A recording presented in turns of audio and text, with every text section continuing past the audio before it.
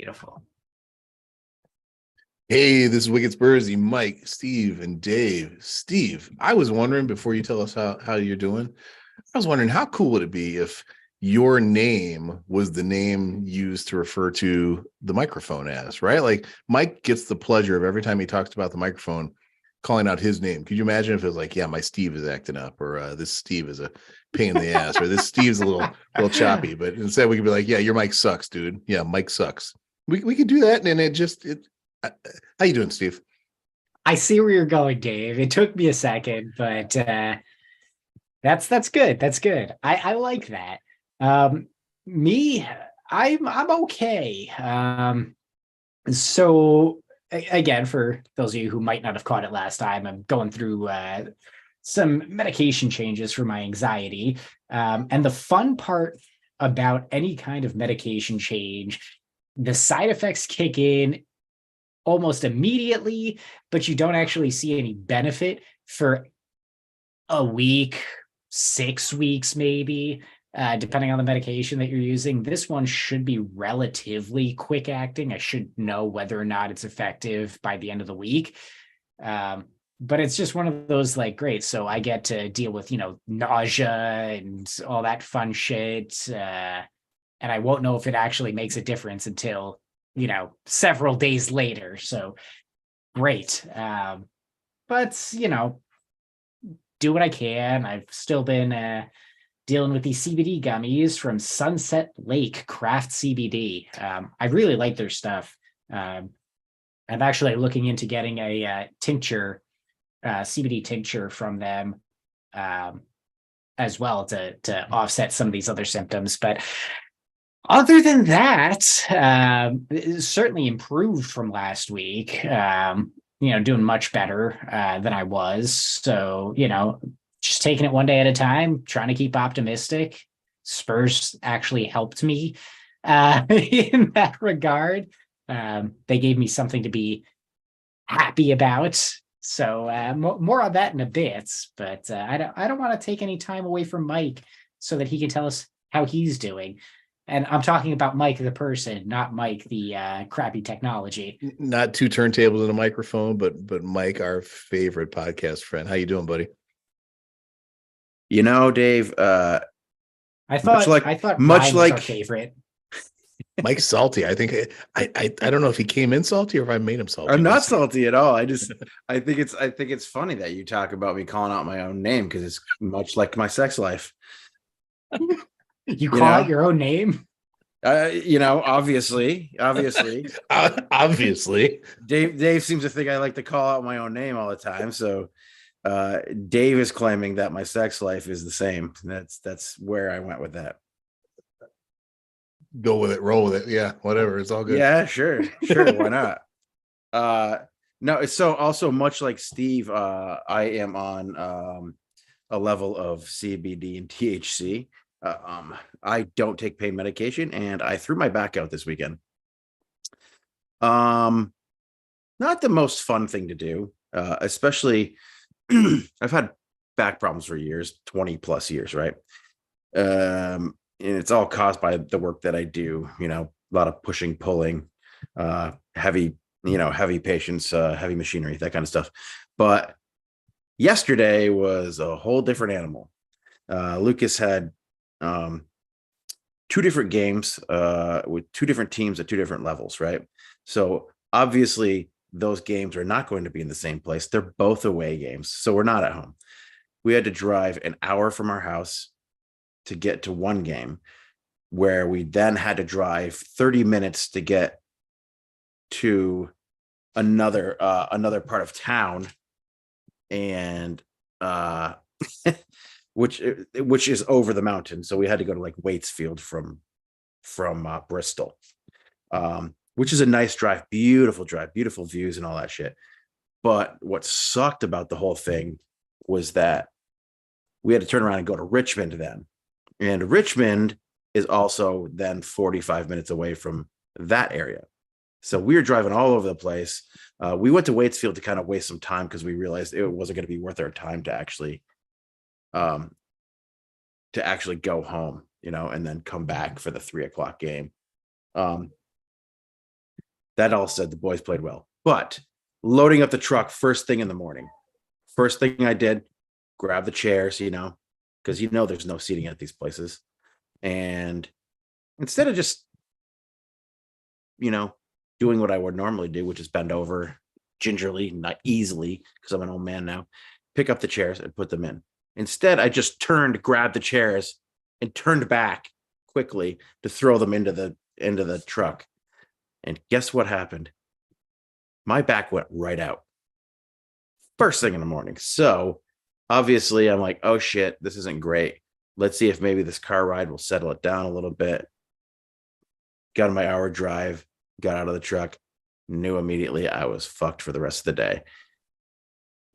No medication, lots of times I'll be able to, like, if it happens, if I get a tweak, I just right off immediately get the rest, all that shit, right? Put some icy hot on it, whatever. Heat, cold, heat, cold. Nope, not me. But luckily, Waitsfield is a hippie town, and it had 2 different dispensaries to choose from. I went and got some nice caramels, which or toffees, I should say. And the toffee itself is actually sourced in England. So all of the ingredients are sourced in England. So it's like, it's real fucking toffee. And then it's infused with THC. Nice. So long story short, Lucas had 1 assist on the day. The grass hadn't been mowed on either of these fields because they're in the middle of these farm towns, and the grass hadn't been mowed at all. So of course Lucas is playing in like 3-foot high grass, and every pass immediately slows down. So like his cute little flick passes, what he does, this like little outside foot kind of flick pass when he's making a run on a counterattack, and every single one of those passes just like were like little dribblers, and then just kind of stopped, and the other kids were like, okay, I guess I'll just take the ball now. Things finally work out for us slow guys, right? That's what you need. Oh man, and coach was like, he's really fast, and Lucas was like, yeah, my touch sucked, and I was like, dude, you gotta relax. He got a little ahead of himself, but he had a fun time. All of his friends are great. We went out for pizza after, and it was a good weekend overall, except for my back hurting. Yeah, so between your physical problems and my mental problems, we have one fully functioning co-host for Dave today. Yeah, I'm just gonna keep my problems to myself. We're just gonna keep the illusion up for our fans. So we used to be a 3-headed monster. Now we're like a 1.5-headed monster. Scary indeed. Mike, works, right? You did make me think that way back in the day, I was a young kid, probably like 22 or so. And I was coaching a football camp. Like I was coaching little kids, and this little kid, I was holding a blocking dummy, and this kid popped me, and I wasn't ready for it. And just boom, the back went out. I went down to the ground, and it was that classic, like lower back, upper hamstring thing that just is just going to be a bad deal. Right. Well, that weekend, again, I'm like 22. I had plans with my buddies to, we were going on this golf and gambling trip where basically you got on coach buses in the morning, drove a couple hours to a golf course, and then went to a casino afterwards, and then came back. And obviously there was a lot of adult beverages involved in the process. And I just remember, like, through the day, playing golf is really hot. I'm feeling good. Everything's moving. Like, it's not all that bad. Right. Went to the casino, things started slowing up a little bit, started getting a little bit tight, and then got back on the bus to ride back home. And I remember when we got back home, like literally my buddies had to carry me off the bus because I couldn't even like leave the seated position that I was sitting in. I'd locked up that much, and it was air conditioned and cold, and like everything was toast, man. You know what happens too for lots of times for me is like, and it hasn't happened in a while. So I did go to work today and actually was like walking around very gingerly. I'm very crooked. It seems that my body right now is crooked, but what usually happens for me when I throw my back out, I'm on the floor like 2-3 days at the very least, usually just out on the floor, hard floor, sleep there, try not to move as little as possible. It sometimes is nice if it happens on a weekend, because then I have somebody to empty out my iced tea bottle from from my urination. You know, maybe clean up around me a little bit. It gets to the point where you just cannot even sometimes go to the bathroom. It's just awful. Backs are awful. Backs are awful. It's the worst pain that you can have outside of childbirth. I'm telling you right now, that and kidney stones. But anyway, Yeah, what a fun podcast, guys. I'm getting. Yeah, let's get out of this fucking whirlpool of disastrous talk and get back into some other whirlpool of disastrous talk, because there's some stuff going on, I guess, right? And with our football club. Steve, what's something good that's going on in the world or with you or all of the above? Give us something good. For me or for Spurs? Whatever you want, man. If it's you first, that's great. If it's Spurs first, that's great too. This doesn't have to be Spurs. Doesn't have to be. I mean, we've just gone full on counseling here tonight, and may as well just ride this one out.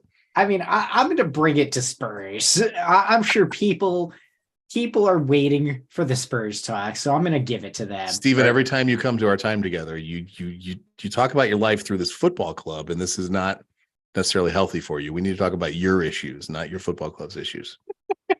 Well, we don't have enough time. This is supposed to be an hour-long show.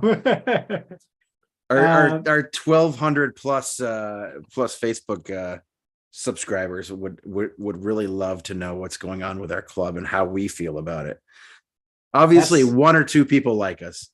I thought it said 1.2, but it might have said 1 or 2. One or two. There you go. 1 or 2. Yeah, but for those 1 or 2 people, let's talk Spurs. So that was a good game, right? Like, positive result, clean sheet. I don't even know what a clean sheet is after the last few weeks. Like that was just baffling to me. I'll tell you what, when they subbed Eric Dyer on, I was convinced we were going to concede. Like, just reasonable. I accepted it. That's a reasonable deduction. I really enjoyed Fraser Forster. Say that again, Mike. I really enjoyed Fraser Forster. Mike, Steve, do you remember when Mike was punking Fraser Forster when we the first school signed bus? him? You remember that? Now Yeah, look at you. I said he was like a school bus turning around in an alleyway. You have come around. That. He's maybe the most reliable player on our team this year, if you think about it. Dude, he, like, right off the bat, he set the tone with the big fist, punching that. One of the only times that they had an opportunity to get the ball in there, just punching it away with this giant fucking meaty ham of a hand. I enjoyed him. I enjoyed Pedro Porro too, but I'll let Steve go ahead. But Emerson, got to give shout out to him as well. God damn right, another one coming back from injury. Didn't look like he'd been out injured for a while. He was, the consensus seems to be that with both Porro and Emerson in those positions, Emerson could do what he does well on the defensive side of things, and Porro can do what he does well on the offensive side of things. And together they make for a, respectable right side of our defense when we're playing in that, back five sort of position. The interesting thing for me is we were fluid tactically. I saw lots of people, arguing, oh, we're playing with a back 3, we're playing with a back 4. I think the answer is we were playing both. Both, right? Yeah. Yeah. Mm-hmm. We were changing between our, sort of possession based, stick with the back 3, keep the ball, hold it. And then there were times where we just shifted. Emerson would go out to a right back. Porro would push further up in the midfield. It was a much more tactically fluid and nuanced game than I think we've seen all season. And again, I said it last week. I'm going to say it again. I got to give a huge shout out to Ryan Mason for what he has done with that team. If you recall, Stellini's, nail in the coffin, that Newcastle game, he switched to a back 4 and got absolutely destroyed. And, there was talk, Conte saying, oh, well, the players we have can't play in a back 4. They can't do it. Mason comes in and he finds a way to make it work. He let people be a little bit more free in their actions. There was more organization. And the organization, particularly on the defensive side of things, was impeccable. I mean, the few times Palace made it forward and threatened, people looked like they knew where they needed to be. They knew who was supporting them, and there was coverage across the field.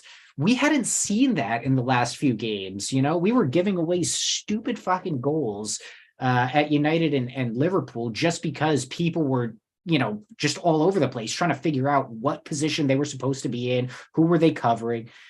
I didn't see as much of that against Palace. More often than not, I saw people with a clear understanding of the position that they were supposed to be in, the areas that they were supposed to be monitoring, which is kind of weird to think about when you're the center point of your defense, Christian Romero, is notorious for kind of bombing forward and joining the attack. And you've got somebody like that who at times is sitting back. Sometimes it was Emerson, sometimes it was Davies, but you know, I don't know if the communication was there. I don't know if Mason just really drilled it into them where they were supposed to be at any given time, you know, when they were defending an attack.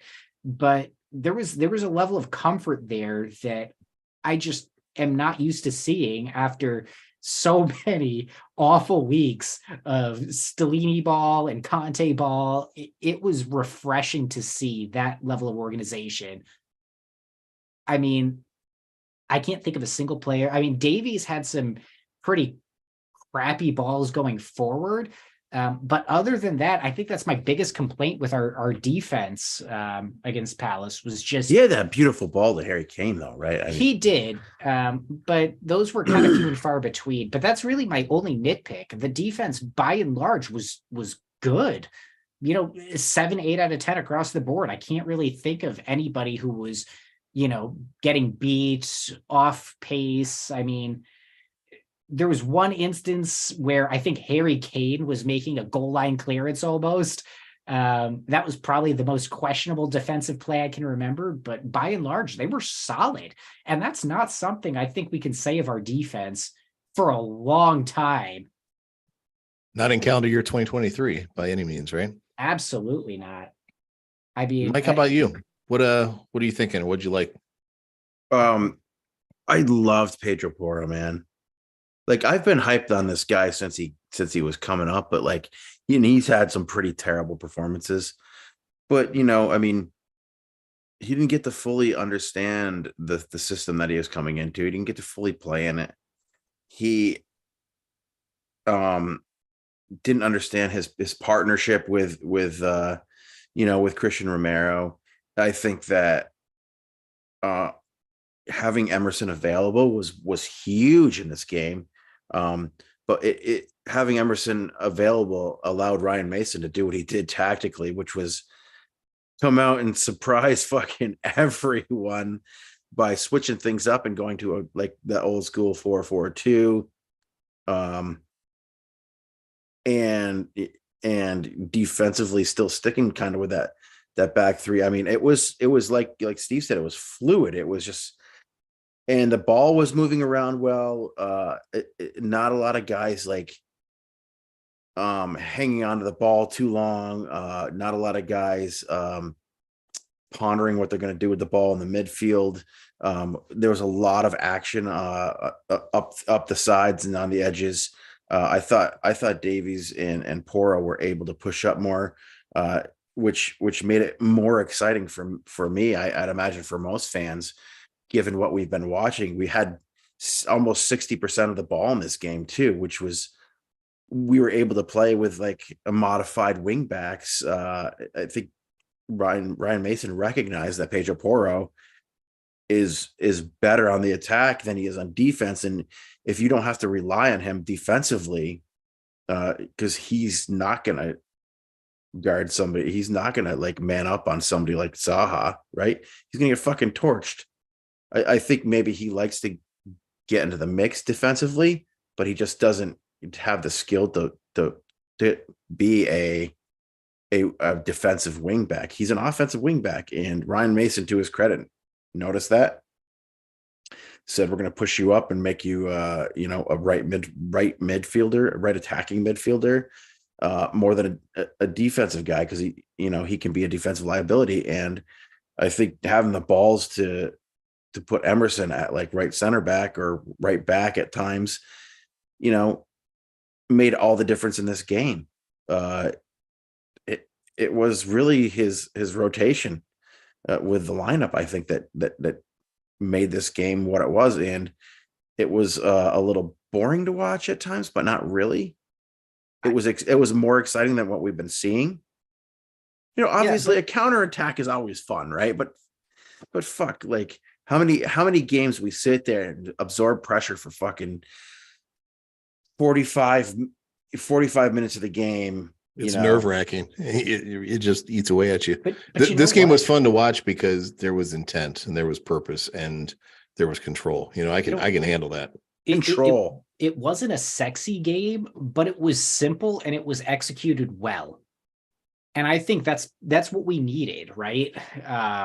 Like Mike's sex life, right? I guess. Giving you props there, buddy. Yeah. Simple and well executed. At least you didn't say complicated. No, but there's one other adjective I want to throw out there, and that's disciplined. And there's one example that I want to mention because I think it really highlighted just what the team was able to do. And it wasn't a goal scoring moment. It wasn't a defensive masterclass or anything. There was, I'm sure you'll remember it. It was that moment when we recovered the ball almost at our goal line in the right corner. It was Emerson and Richarlison who were picking it off of Ayew. Jordan Ayew, yeah. Yeah. That was a great moment. Richarlison flicking the ball up and then just outpacing him. He gets pulled down. Richarlison, if you watch that clip again, he jumps up and for a second, it looks like he's going to go and get in his face, but he stops. He stops himself. He sees what's going on. He recognizes that this dude already got called for the foul and is already going to get carded for it. And he just leaves it be. That is a level of discipline that, I think we've been lacking for a while. We have been getting frustrated, doing stupid shit, getting stupid cards for the stupid shit that we've been doing. And for me, this was a moment where there wasn't anything dumb about it. Like you could see the wheels turn and say, I'm going to get in his face. No, wait, just be calm. Ref saw it. We're getting the result that we need from this situation. Like leave it at that. And I think that was emblematic of everything that we saw across the game, just discipline. We were harping on, I should say Mike was harping on Højbjerg last week for a lot of the, chicken without a head running around doing stupid shit, pointing at everybody. Did you see much of that in that game? Because I really didn't. It didn't look like he had to cover as much defensively. And it just felt better. He was disciplined in his role. The rest of the team disciplined across the board. And I think that really alleviated a lot of the pressure that we've been feeling in the midfield for the last few games. Yeah, I kind of agree with that a little bit, but I think the fact that I think we were more fluid defensively, which allowed us to hang on to the ball a lot. They didn't know what Spurs were going to be doing at any given moment. I don't necessarily think Skip is out of his funk. I don't necessarily think that Højbjerg is out of his funk. Skip's been frankly pretty bad. And he was off. Sure. He's been off a lot. And he's a young kid. You got to kind of attribute that to having fucking 3 managers in a season. Fucking 4 over the past 2 seasons. Didn't you shared that quote from Højbjerg where he basically called that out, right? Mm-hmm. Yeah. Those were great quotes. What was that? I didn't catch what venue that was in, but it was good.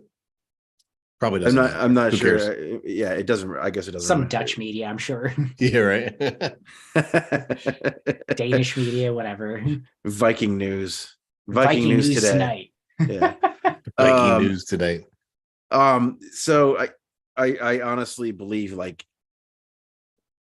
for me, Pedro Porro was the man of the match. He was exciting in every facet of the game. Even when he had to track back and play defense, he was working hard. This kid puts in crosses, man. Holy shit.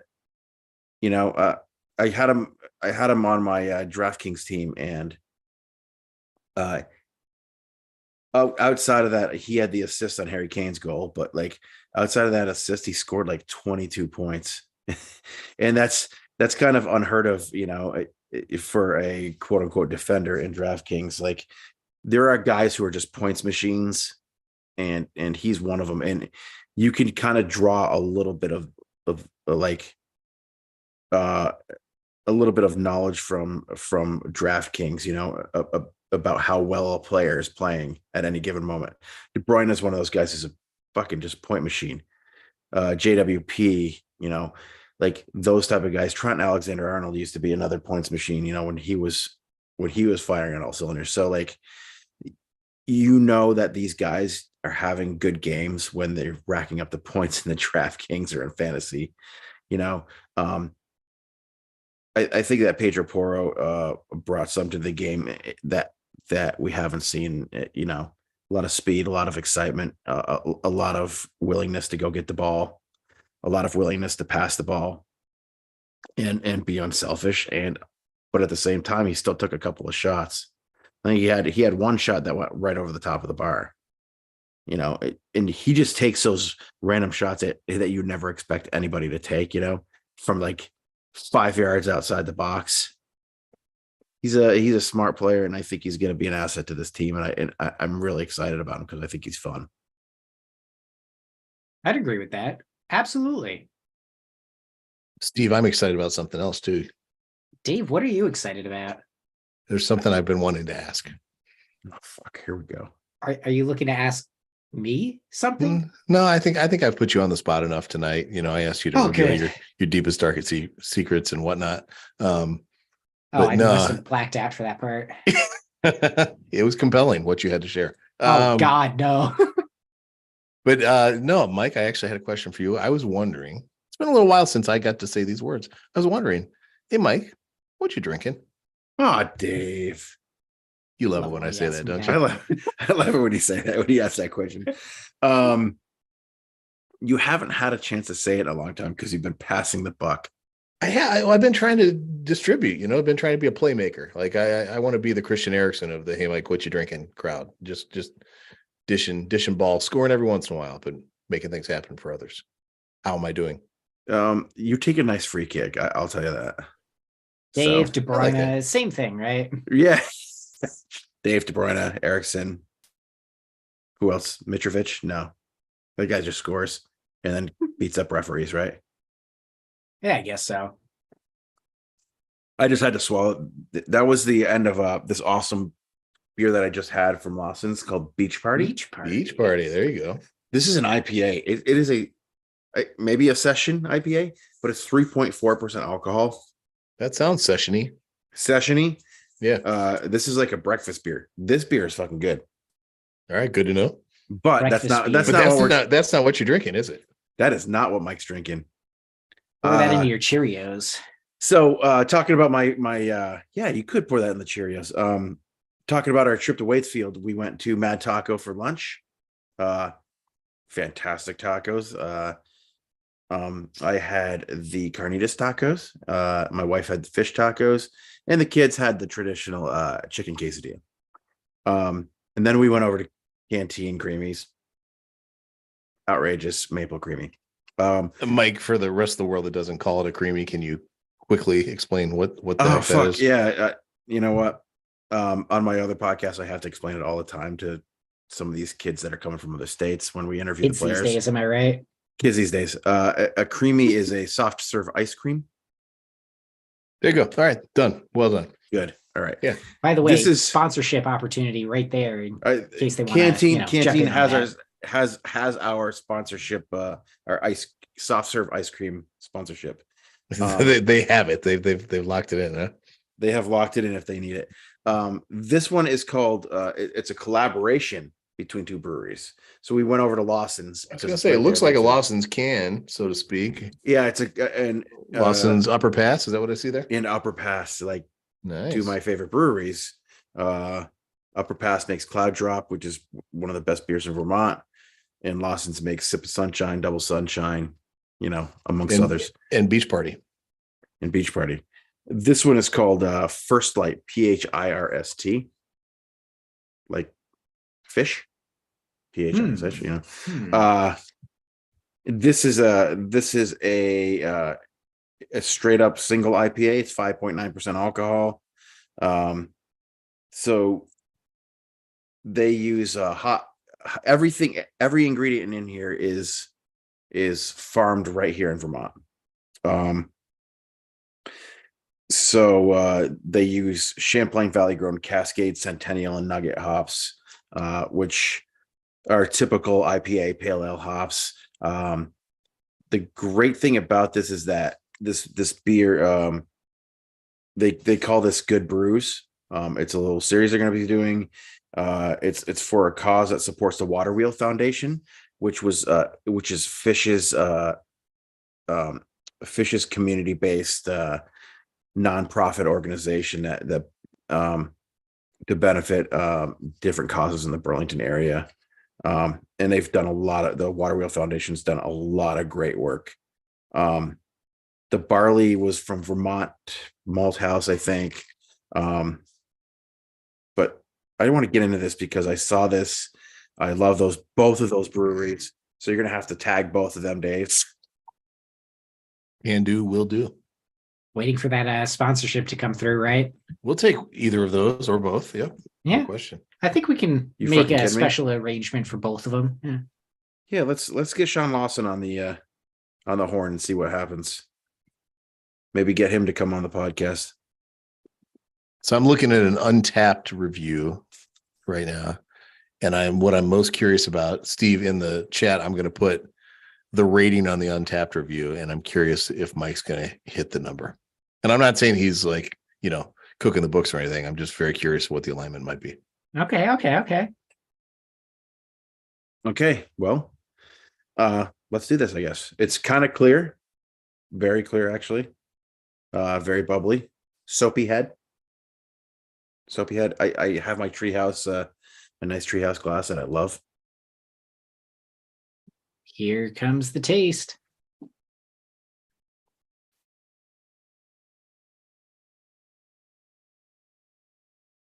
He's pondering. Going in for another sip. Gotta, make sure that his thoughts are confirmed, validating his initial reaction, getting the smell test in there, trying to give a play-by-play here for our listeners. Because we know none of you guys are going on to their fucking live stream. But also, Steve, we got to acknowledge this is tough for Mike, right? Because he's led with I love these two breweries. I have high expectations. This is amazing. And so then he's got this existential crisis on what if this beer sucks? How does he navigate talking about that? So I'm really curious. We're supposed to get our sponsorship. Here's the thing. I don't mind saying a beer sucks from a brewery that I like. Fair, but it's tougher, No, tougher. I mean, it is tougher. He's not mad. He's disappointed. That's right. I'm definitely not disappointed. It doesn't smell how it tastes, though. Tell us about that.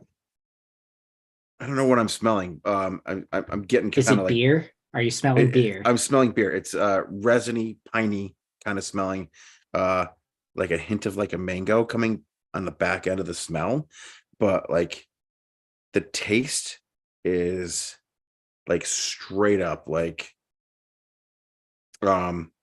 you guys remember Sierra Nevada Pale Ale? Mm-hmm. Yeah. They use Cascade hops in that, outrageous amounts of Cascade hops. It has a little bit of that kind of that tang, the Pacific Northwest style hops. It feels like it's somewhere between a West Coast and a New England IPA. So it's like a Nebraska IPA, basically. No, fuck Nebraska.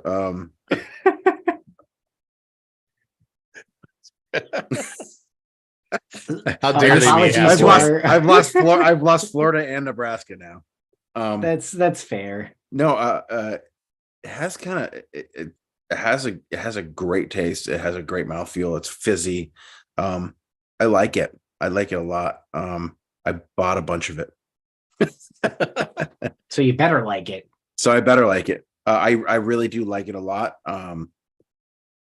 It's not gonna be, best beer I've ever had, but it's not absolutely terrible either. I think that for a collaboration beer, it's up there, man. Not a lot of these collabs work, Mike, before you give us a rating, and we haven't asked you this in a while, what's the venue where you envision this beer being the sweet spot? Is this a backyard sun going down beer? Is this you just mowed and it's hot out? Is this at a ball game? Is this In your one of your- basement podcasting. yeah, in your basement podcasting? This is laying on the ground with a bad back. What is this one? This is a dinner beer. Dinner beer. All right, Dinner beer. can handle that. I would like this with like some fresh roasted veggies, a good baked potato, and a nice bone-in chicken breast. That sounds delightful. Like, barbecued bone-in chicken breast. All right. Yeah. I like this beer. Like I said, it's not the best beer I've ever had. I'm gonna go 3.9. So close. So interestingly enough, Steve was at 3.8. I went just under that at 3.7, but the Untapped review average was 4.04. So you were right between Steve and the Untapped average. So I gotta feel like the Untapped average is probably a lot of fish heads. could be. Most of them were at the Lawson place when they checked in and did the rating. Yeah, is that no, the only place you can get this? Is this available retail anywhere else? No, it is not. It is not. Okay, so obviously it is there. brewery only. I asked them that yesterday. Both Got this one and Beach Party. They have another new one called Triple Play IPA that I had at a restaurant on Saturday. Amy and I went out for our anniversary, and it tasted old. It didn't. What anniversary, buddy? 16. Nice, very nice. Yeah. Congratulations. She's a wonderful lady. My favorite woman on the planet. So As it should be. Congratulations. As it should be. Yeah. She deserves every plaudit that can come her way. She deserves it. Being an awesome mom, and she's raising my children to not be, feral fucking wild animals. You hear that, Amy? That was your Mother's Day gift right there. That little commentary by Mike. He just did that for the internet. It's worth its weight in gold. We also went out on Saturday and got her Mother's Day gift, which is her blueberry bushes that she loves. That's right. The annual blueberry bushes. That's right. Yeah. So we got her blueberry bushes, and I got my anniversary gift, which was a key lime tree. So will that grow up your direction, or is that an indoor plant? It'll be an indoor guy. It's key lime trees are small. They're little bushy small trees. They grow about 4 or 5 feet. All right. Exciting stuff. Yeah. It's a lot of shoes. How about this how about song? What do you got on song? Oh God. Let me guess, it's gonna be a fish song. So it's PH. No. Dave, sometimes I have to, man. It starts with PH. No, I mean that's kind of why I said like half of them were fish fans. So I don't know. Give me a second, because I'm hoping for something funky. Funk with a PH. Funky with a PH. God. This is gonna be a hard one. That's what she said. Yeah. Thank you. I laugh every time. I'm gonna go Frank Zappa, Peaches and Regalia. Wow. Right on. All right. And why? Why did you choose that? Because fuck you, that's why. Right? What's with all the questions, Dave? No. It's that song has so many fun elements to it. It's got there's a little xylophone in it. There's some great fucking guitar in it. It's all instrumental. And it kind of like, it doesn't really have peaks and valleys, but it feels kind of like a carnival, you know. It just feels fun, and it's fast paced, and I feel like this beer is kind of fun and fast paced. It's a neat collaborative brew, and you know, Frank Zappa just kind of brings out a smile on me like this beer does. All right, I think that's acceptable. Steve, will we take it? I will take it All right. all the way to the bank. This is Frank Zappa, not Frank Zappa and the Mothers. I just want you to know that. So it's just, I'm probably going to be fact checked on this shit too. You know, Adam will fact check. Adam will fact check me. Adam does have the knowledge. Tomorrow. Adam has the knowledge to fact check. Yes, yeah, he's the guy. Yeah, he'll fact check you tomorrow. All right. Well, hey, this has been Hey Mike, what you drinking? First Light with a PH, and Mike liked it. That simple. All right, boys. 3.9. Yeah, 3.9. Let's move on. Steve, as you look ahead, what you thinking about? We got Villa coming up this weekend, correct? Yeah. Uh-oh. What do you think? It's going to be a tough game. Both of us kind of vying for a European spot. Our form's been all over the place. Emery's kind of got Villa relatively on a solid path. Honestly, I feel like they've got the advantage, but I don't know. Maybe I'm feeling a little bit optimistic. Maybe I think Ryan Mason's doing a good job. Maybe I think Spurs can get something out of it. But I don't expect it to be an easy game by any stretch of the imagination. I think it'll be much more difficult than what we went up against with Palace. I don't think it'll be quite as bad as a United or Liverpool, where we're, putting ourselves in the hole and trying to get out of it. But it's going to be hard. If people are going into this expecting, oh, well, we're just going to get the 3 points, no problem. I think you're going to set yourself up for a really anxious game. I could see it ending in a draw. I don't think that's the most likely outcome. I think we're going to see a very scrappy game with a winner one way or another, but I just don't feel super confident in it. I want to be optimistic because I really like the work that Mason's been doing, but I just don't know. This is one of those, there's 3 games left to play. It's kind of, the season's pretty much over. I've said that for weeks now. The season's pretty much over. We're going for Europa League, Conference League. It's not exactly lighting the world aflame here. Are the players going to be up for it? Can Mason do enough to get these guys motivated? On the back of the Palace game, I think he's probably got it in him. But I'm also not going in with high expectations at all. I think we'll probably get the win, but I don't think it's going to be an easy win by any stretch of the imagination. And this one's away, correct? Is it? Probably. Yep, it is away. Yeah. Villa Park. Yeah, it's a Villa Park. Makes a difference. Steve, the next 3 matches: Villa, Brentford, Leeds. Does this one worry you the most out of those 3, or does one of the others? Yeah, absolutely. No. This one worries me the most. I honestly, I know Mike's probably thinking Brentford is probably the harder of the 2. I don't. I think Villa have more to play for than Brentford right now, and that's what's going to give them the edge in terms of difficulty. I think Leeds is just a fucking that. If we do not get 3 points versus Leeds, that team is hot fucking garbage right now. I would be embarrassed, and I'm probably setting myself up for this embarrassment by saying this, but that to me is an easy 3 points. That team is just such absolute garbage that I think what Mason has been doing over the last couple of weeks should easily take care of Leeds. Brentford, I think, will be a difficult game. Don't get me wrong, but I think Villa is going to be the bigger of the challenges going to the end of the season. Like I said, they've actually got something to play for in terms of European competition.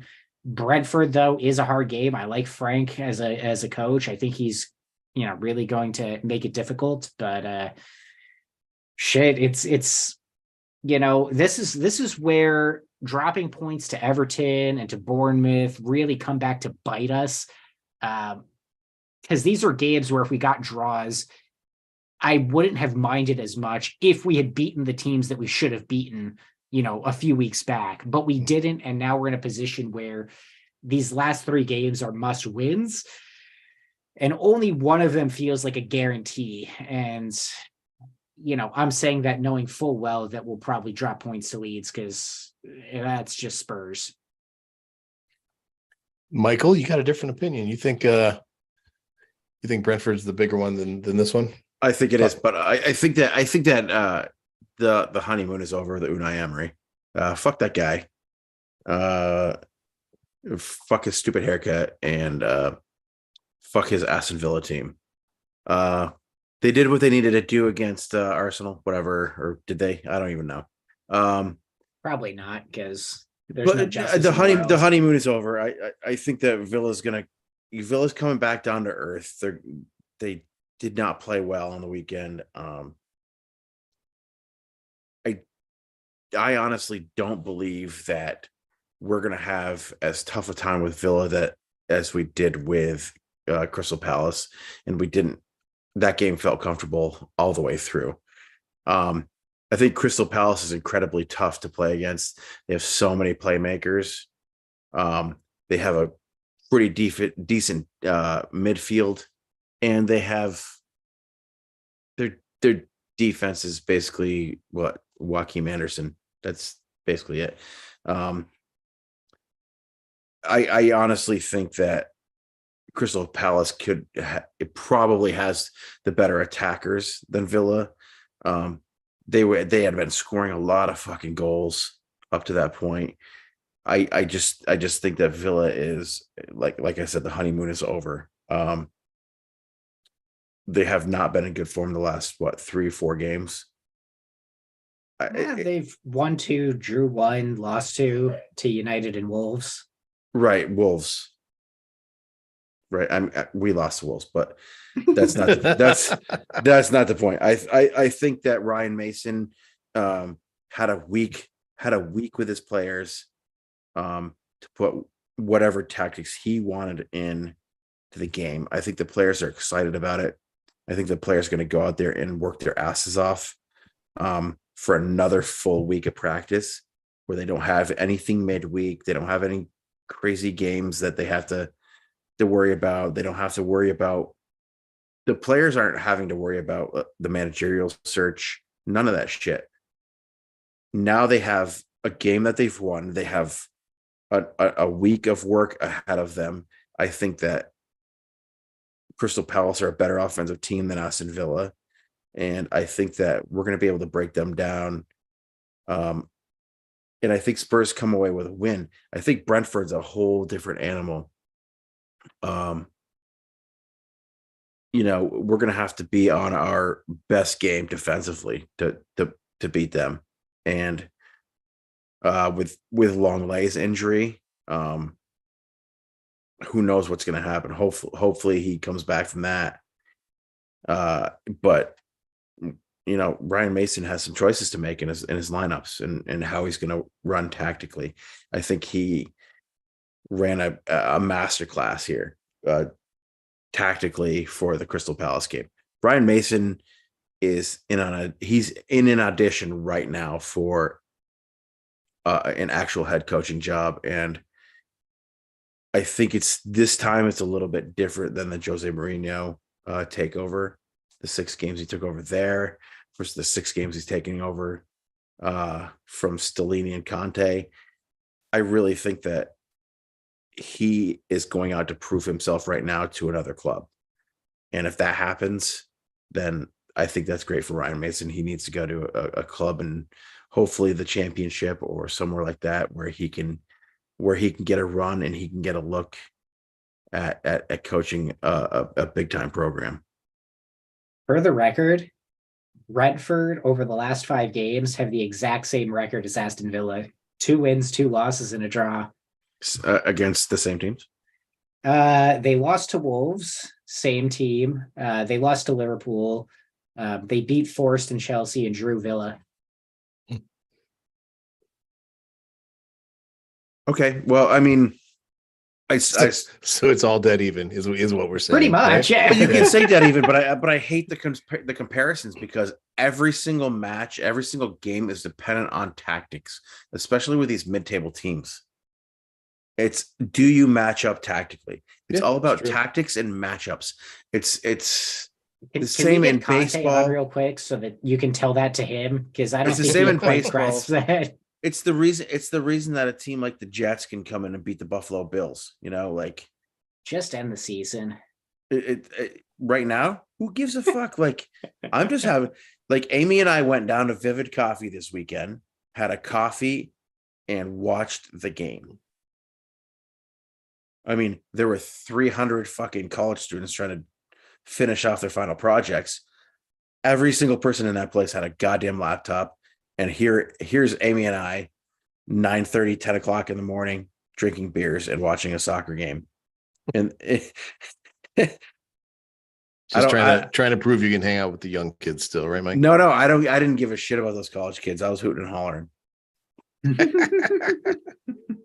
They're like, sir, do you mind? This is not that kind of establishment. Paper due, sir. Also, Vivid Coffee, our local coffee shop sponsorship is open too. So for sure, absolutely. Hey boys, let's do closing thoughts. Steve, what do you got for me? Closing thoughts. I don't know. I'm feeling pretty optimistic right now. Maybe it's the mystery can of Pilsner that I've been drinking.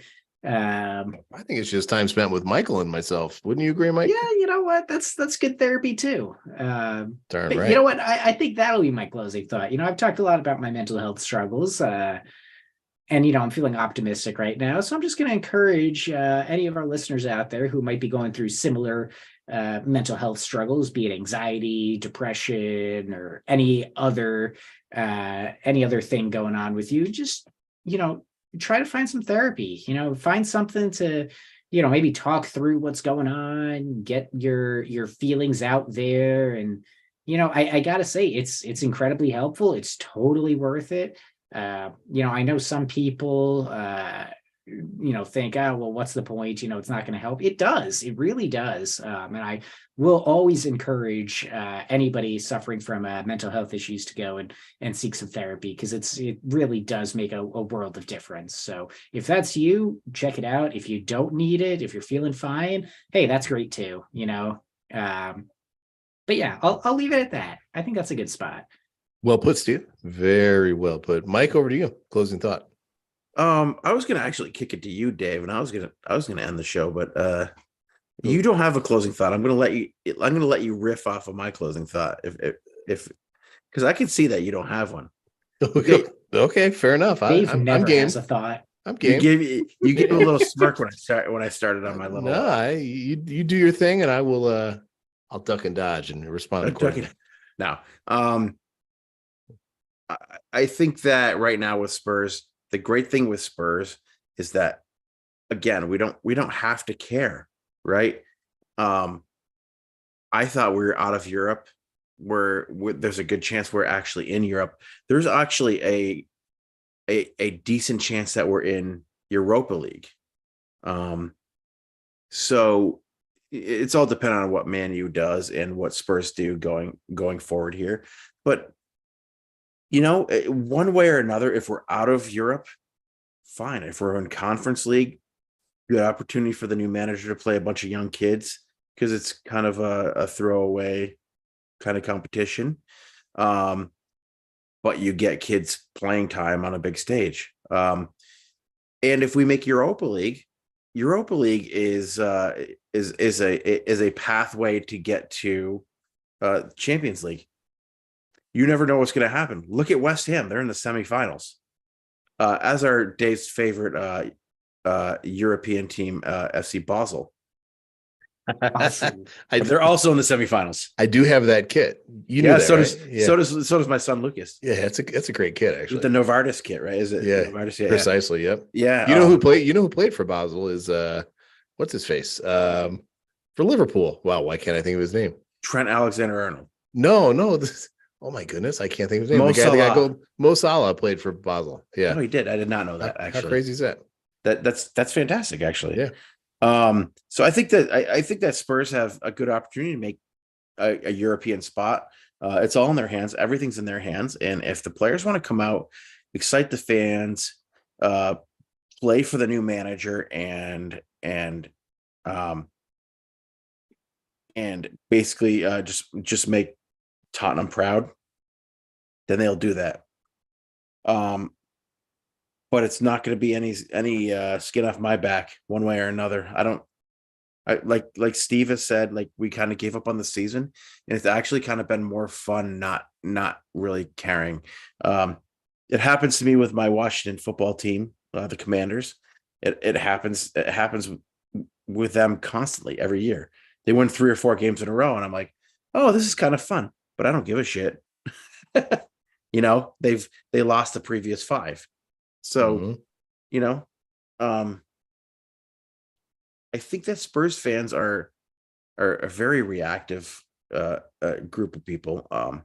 But we did see one thing that just kind of I want to mention that pissed me off over the weekend, which was more abuse of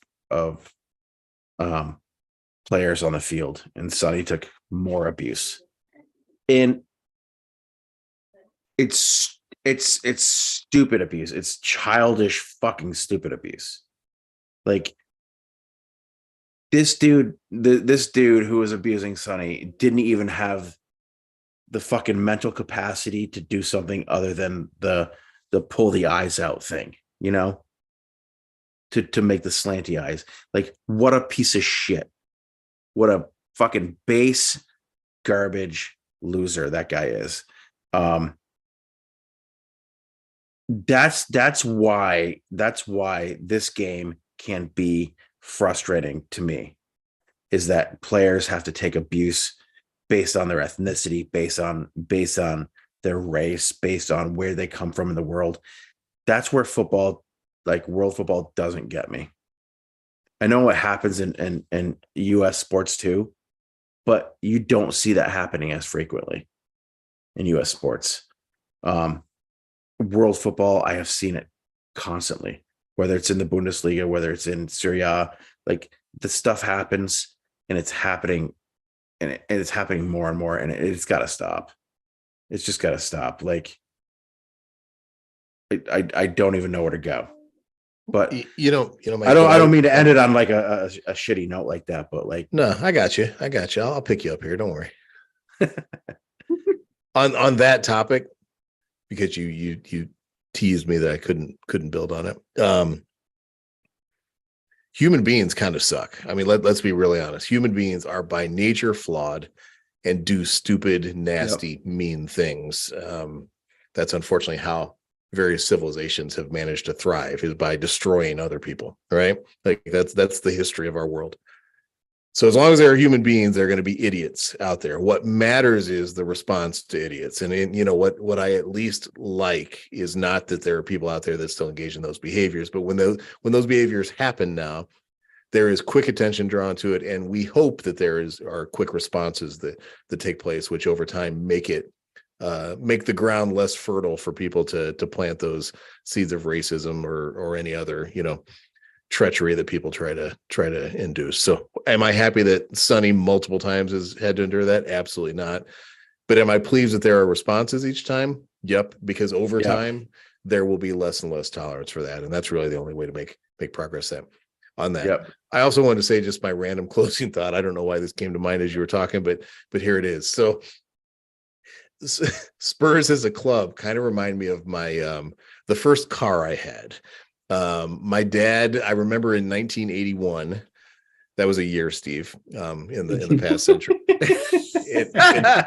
In 1981, my dad got a Chevy Citation. It was a little hatchback vehicle. When he got it, I was like, oh, that car is awesome. Well, in 1990, when I turned 16, he gave that car to me because he bought himself a new car. He bought a Chevy Beretta, which was pretty quick and slick. I thought that was pretty impressive. But anyway, so the Citation was my ride. And the Citation at that point in time was pretty beaten up. One day, just to tell you how that car died, one day I jumped into it and the floor of the vehicle literally dropped down onto the pavement because the entire floor had rusted through. So I was sitting, on the ground, which was a problem. But another thing about that car was it was a stick shift. I learned how to drive on a stick. It had no emergency brake, though. The emergency brake was broken and unrepairable. So what would happen if you were ever parked on any sort of incline, even when you had the car in gear, it would still like slowly lurch downhill. And there were a couple times before I realized what was happening. Like I literally found my car in the street because I had parked it and it had crept downhill during the course of the night. Well, my dad, being the inventor that he is, decided to take a 4x4 piece of wood, probably about 9-10 inches long, cut it into a little wedge and made me a little wooden parking block that would be my parking brake for my car when it was on an incline. And that, my friends, is the connection I want to make for you. So like Spurs as a club are that 1981 Citation, right? Like what they needed was a parking brake just to stop the damage from happening. And that's what Ryan Mason is he's that parking wedge that got shoved underneath the tire to keep the car from moving. However, I wouldn't have been that disappointed if the car actually slid into the street and a big Mack truck came by and destroyed the car, because I was content with this concept of a complete and total rebuild and moving forward. But what we've got in Mason is we've got this parking wedge that kept the car from careening into the street any further. And because of that, I'm content. I'm happy. Onward we go. Dave, I also had a car, a 1985 Dodge Aries K. I know the K car. I know those well. My buddy had it was brown. My friends nice. called it the turd. Was it doo-doo brown? Is that yeah. They called it the turd. Nice. And I also had a rusted out floor that that when you drove through a puddle, your feet got wet. Classic. Yeah, that's fantastic. Carpeted floor, like. See, Steve, this is how we grew up, man. You and your coddled fellow millennials. This is what real growing up was like. They don't build them like they safety used to. features. Yeah. I'm lucky we had like over the shoulder like belts on that thing. I remember my parents used to tell me you didn't have to wear a seatbelt in the back seat because it was the back seat, or you only had to put your seatbelt on for long trips because they were long trips. I remember being on a long trip with my cousin, but they had an LT. I can't remember, Oldsmobile made the LTD, maybe. Ford was the LTD. Ford was the LTD, and they sat in the back like it was his little brother. Like they sat in the back window on the shelf. Yeah, like on the shelf and like slept there because they were tired. Yeah, and we had 3 kids in the seat in the back. It's fucking wild. That car was a boat, but yeah, some no safety standards back then. Spurs have safety standards. They do. You just need a Ryan Mason to keep the car from sliding into the street. That's all. Yeah, and you need it every once in a while. You have to trot out Ledley King to rally up the troops. Yeah, there you go. All right, gentlemen, we're done. Listeners, we appreciate you. Fellas, appreciate and love my time with you each and every time. And Steve, as we wrap, what would you have to say? Don't be an asshole. And Mike, how about you? Pedro Porro. Be safe, everyone.